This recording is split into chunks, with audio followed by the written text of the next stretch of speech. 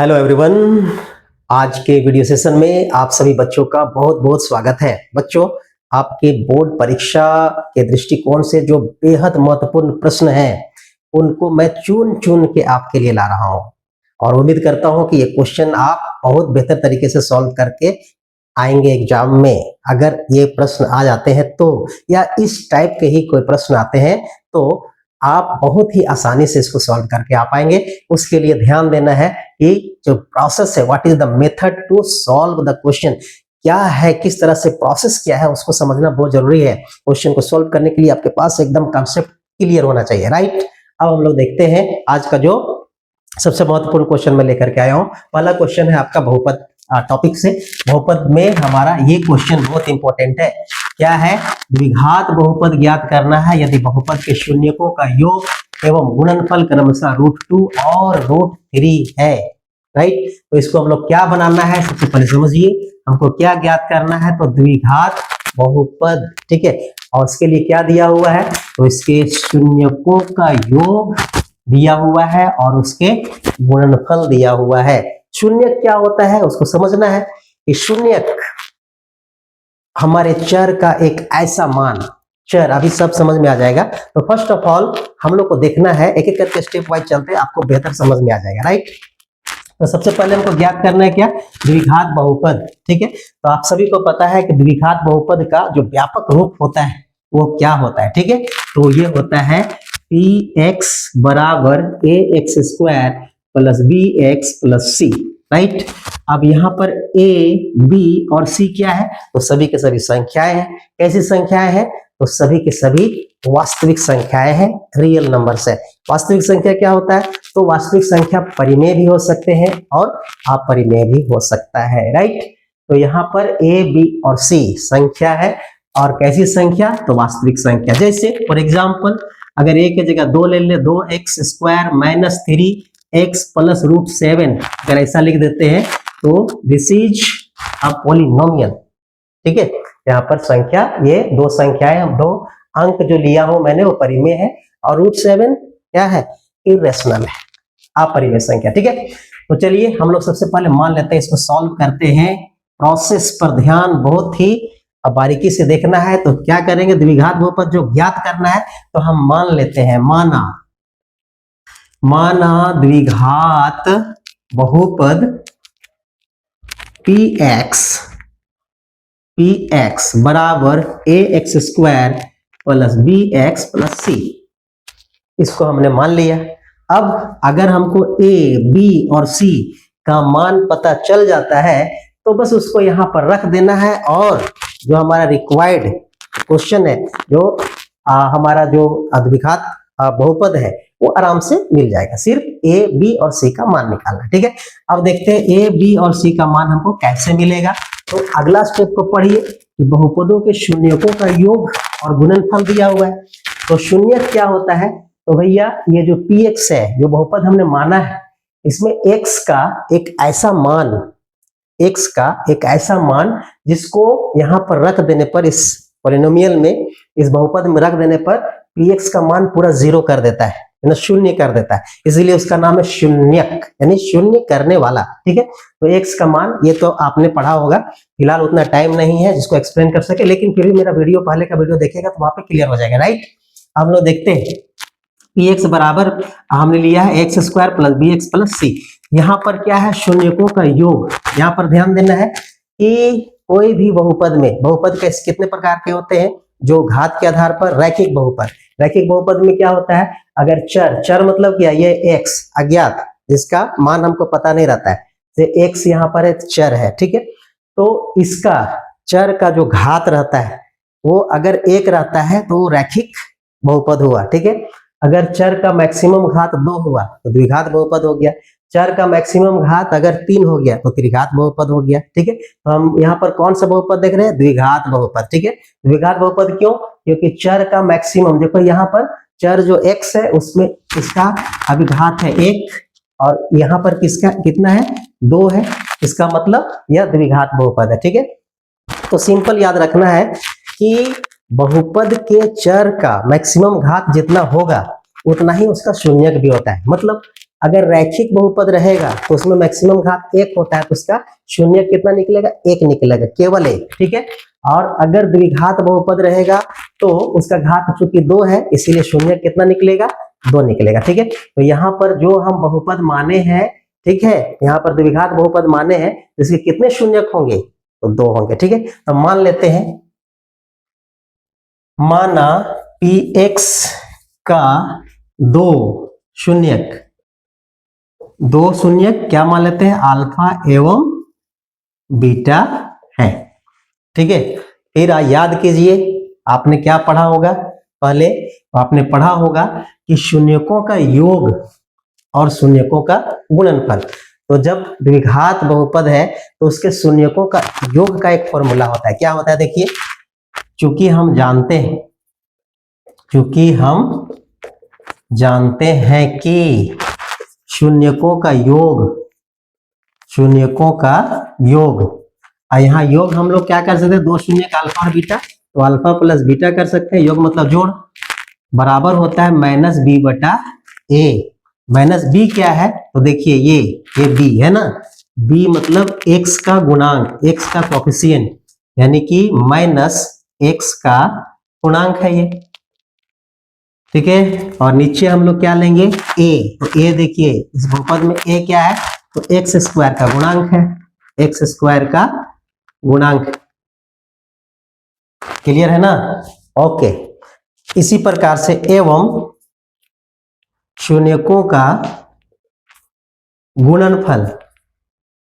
गुणनफल यानी गुना alpha into beta बराबर होता है सी बटा ए। सी देखिए, ये क्या है? ये सी, ठीक है। तो ये है अचर राशि, कांस्टेंट टर्म, ठीक है।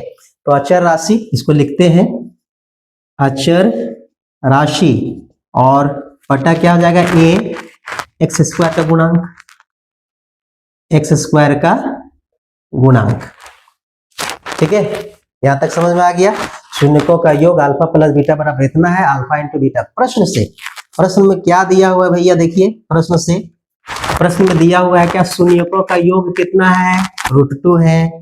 तो अल्फा प्लस बीटा बराबर कितना लिख सकते हैं?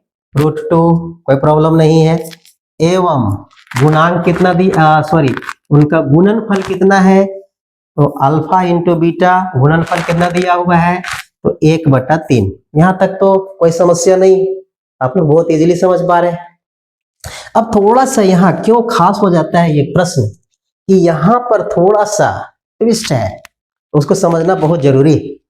तो हम लोग यहाँ पर क्या कर सकते हैं? थोड़ा सा इसको मिटाते हैं, और √2 बराबर हम लोग ये लिख सकते हैं क्या? अल्फा प्लस बीटा बराबर होता है माइनस बी बटा ए, और अल्फा इंटू बीटा बराबर होता है सी बटा ए।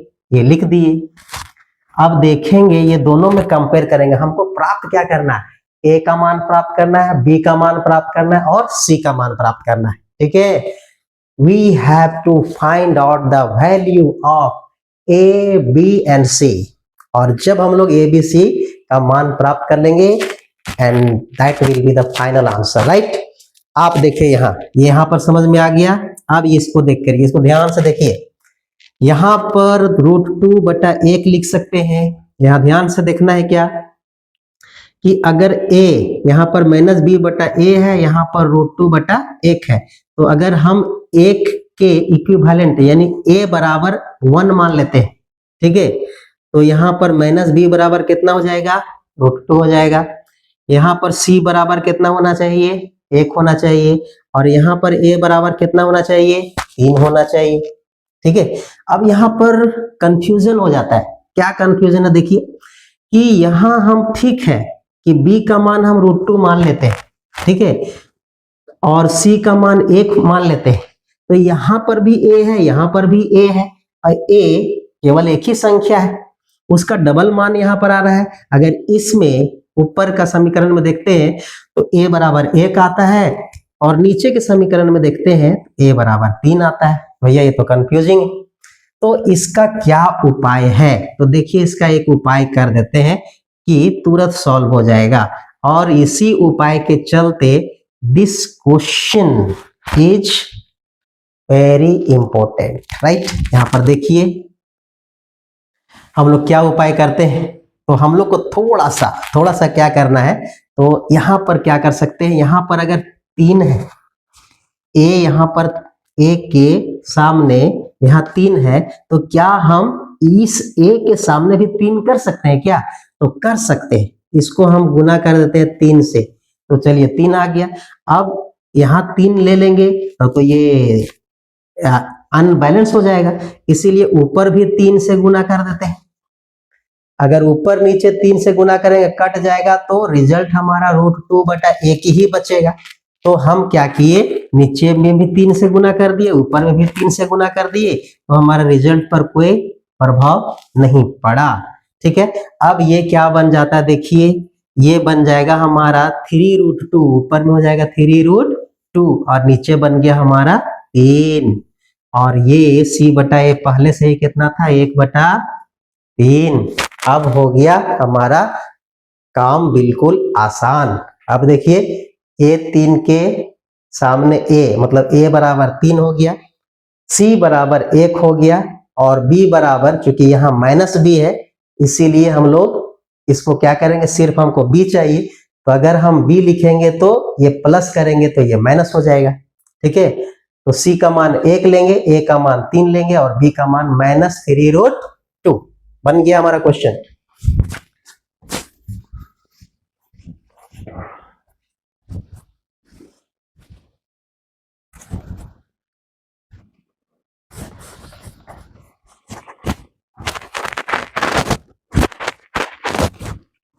यहां हम पाते हैं